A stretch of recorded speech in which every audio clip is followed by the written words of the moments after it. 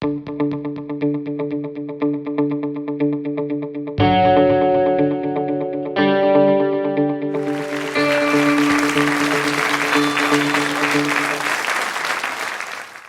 day dawned bright and sunny, which was a good thing because the marathon started at 10. By 2:40 p.m., there were over 5,600 runners going strong. Until 9 minutes later, when two bombs, hidden within two backpacks and dispersed amongst the crowd, went off near the finishing line, turning a moment that should have been one of pride and joy and triumph into a bloodbath. Panic immediately set in, and within mere moments, there were horrifying, gruesome photos and videos and commentary being shared to social media and going viral internationally. In a crisis with this type of emotional impact, how are you supposed to filter through the noise, rise above the noise, and position your organization as the voice of trust, credibility, and leadership in the crisis? To give you some perspective of this noise, within the first 30 minutes from those bombs going off, there were over 500,000 tweets with the hashtag Boston Marathon alone. That's over 500,000 tweets with this one hashtag. That's not accounting for any other tweet with any other hashtag. That's not accounting for any other tweet without a hashtag, any Facebook post, any Instagram post, any news article, any YouTube video. How, in a crisis today, are you supposed to get ahead of the story when the story is instantaneously ahead of you? How did Boston PD manage this challenge? How prepared is your agency to manage a challenge of this magnitude? So much has changed in the way that the media and news and information is spread and shared today. We live in a world today where this digital landscape, which is comprised of social media, the real-time news cycle, and mobile technology, where these three things have come together and they have transformed the landscape for crisis management, whether we like it or not. Our challenges, the realities that we have to be prepared to face today in a crisis are majorly amplified. Nobody knows this better than law enforcement. You work in an environment where at any point in time, on any given day, all it takes is one person hidden in the sidelines that you may not even be aware that is there because you're busy doing your job, to grab their phone, snap a picture, or take a short video, share it with their commentary, with their perspective, with their story, which isn't necessarily your story, nor is it necessarily the truth, to social media. And the risk is that this story gets picked up by the public, gets picked up by the media, gets sensationalized by the media, and before you know, before you even have a chance to get back to the department, it is now going viral, causing unwanted attention. Your community is coming down on you, demanding answers. This is the reality that we live and work in today. And this reality isn't even all. With social media has come heightened expectations of your key stakeholders, your community. Social media gave everybody a platform to be able to voice their opinion freely. And over time, we've come to learn as individuals what kind of power we can have on this platform. So over time, we've come to expect, to demand, that organizations not just be there to actively listen, but be there to acknowledge our feelings and to respond to our comments and our inquiries and everything that we post. We expect a response. I work with a lot of municipalities and government entities, and I was working recently with a client who is a major emergency management department in a major city in the US. And the head of the emergency management department turned to me and said, I believe that in a crisis, we have a good 48 hours before we really need to respond to the public. If you want to get ahead of that news cycle, you barely have 48 minutes let alone 48 hours today. This is a reality. This is a crisis management reality that, whether we like it or not, it's a matter of fact. And when we don't respond, when we don't communicate, that narrative becomes somebody else's, begins to spiral. We lose all semblance of control, or attempt to regain that control, and we see things like Ferguson and New York and South Carolina and California and Phoenix. Law enforcement has this archaic corporate culture of no comment, where today no comment is no longer acceptable. I don't think it ever was acceptable, but today especially, it is no longer acceptable. No comment results in what we've been seeing. So what do you do? How do you enable your officers and your departments and your agencies to, in real time, get ahead of the news story?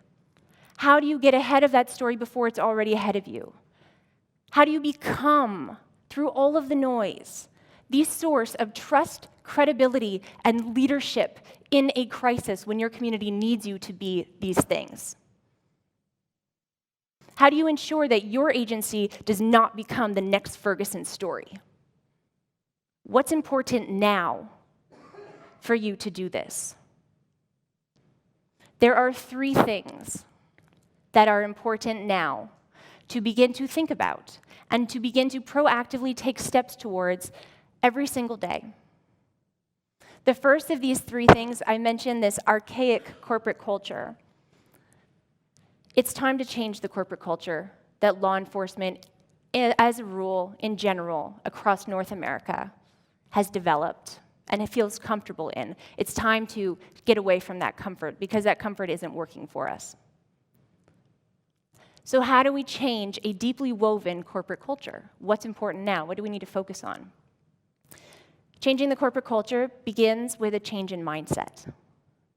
For example, we can choose to see today's crisis realities and challenges as exactly that. We can choose to see them as challenges. We could choose to look away from them and say, they detract from our important work.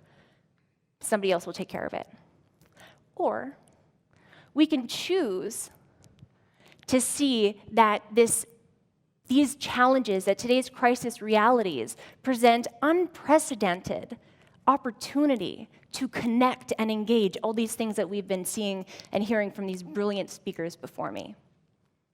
This digital landscape, or just today's crisis realities, present unprecedented opportunities to do this. And if we start changing our mindset in trying to see the opportunities through the challenges, then we can start to begin to take the right steps forward.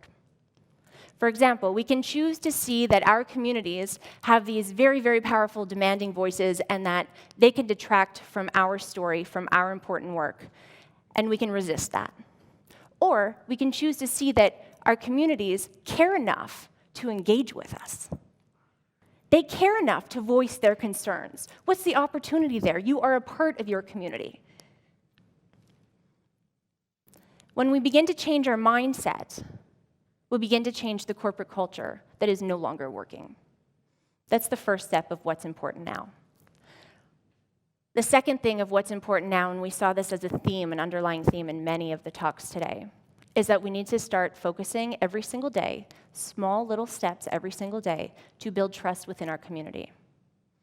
Captain Chris Shung from the Mountain View Police Department says it beautifully. He says that every single day, Mountain View PD works proactively, both online and offline, to build what he calls a bank of community trust. Captain Chris Shung says that in a crisis, you inevitably need to make a withdrawal out of this bank.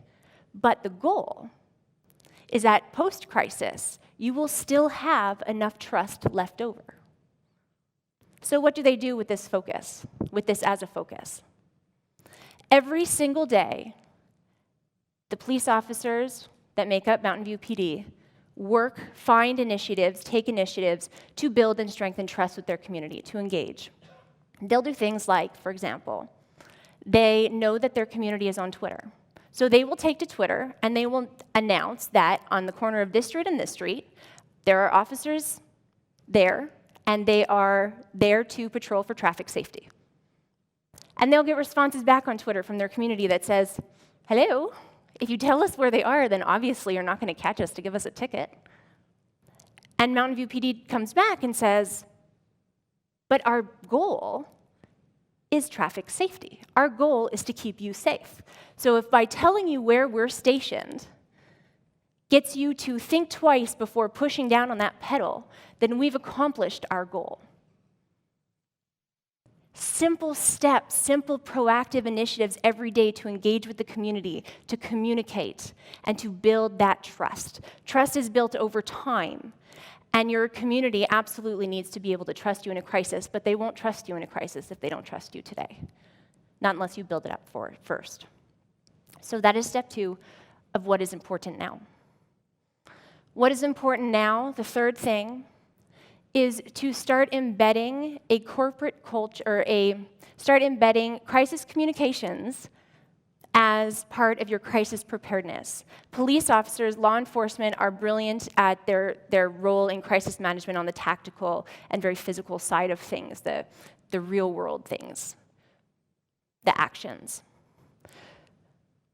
With a culture of no comment, historically, you're not so great at the communication side of crisis, where your community needs you to be today, because like we saw, it is an expectation, it is a reality. So how do you embed crisis communications as part of your crisis preparedness? Enable your team to start thinking instinctively about these actions that need to be taken in a crisis, which is we need to communicate right away. If you start to engage, if you start to do these other things and you start to engage with your community, specifically online, offline as well, but if you start to understand, online social media gives you a great platform to ask questions and to get feedback in real time. The difference between online and offline is you can do this in the masses more quickly. So if I were to ask you today what your community expects of your department in a crisis, could you tell me, matter-of-factly, beyond a shadow of a doubt, what they expect of you in the next crisis? If your answer is no, then you need to ask them. Social media is a great place for communication. It's a great place for the engagement everybody's been talking about. Find out what they expect of your organization in a crisis so that you can aim to meet their expectations when that crisis comes. And by doing this, you'll also get to know, I mentioned Captain Chris Young and MVPD, that they go on Twitter to announce these things. They go on Twitter, not because Twitter is a cool place to go, but because they know that their community is on Twitter. They know they're going to get the engagement there. They know they're going to get heard there. Where is your community? Maybe they're on Twitter. Maybe they're on Facebook. Maybe they're on Instagram. Maybe they're on WhatsApp. BBC almost single-handedly cured the Ebola crisis by using WhatsApp in West Africa, which is a great story that I'd be happy to share with you when I have a little bit longer than 18 minutes. But by understanding where your communities are, mobile technology in general comes with geo-targeting and push notifications. And we're talking about getting through the noise, getting heard above the noise in a crisis.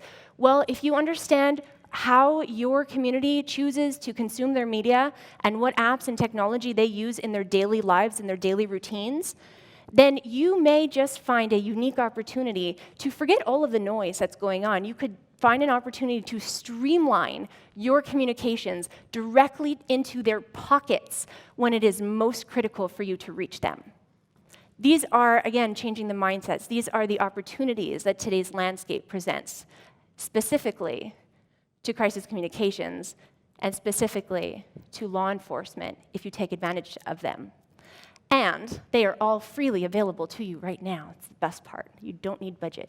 Time, somebody with a passion for it on your team, but not necessarily really budget. What's important now?